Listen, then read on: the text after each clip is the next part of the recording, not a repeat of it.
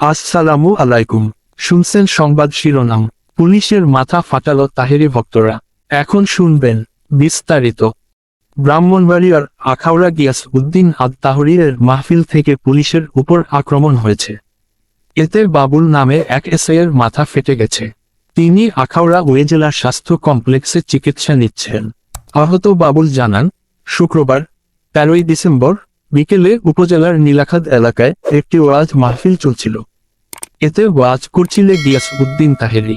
মাহফিল তাড়াতাড়ি শেষ করার কথা বলে তিনি সহ পুলিশ সদস্যরা চলে আসেন। এরই মধ্যে তাদের উপর হামলা হয়। মাহফিল থেকে পুলিশের বিরুদ্ধে উস্কানিমূলক বক্তব্য দেওয়া হয় বলে তিনি অভিযোগ করেন।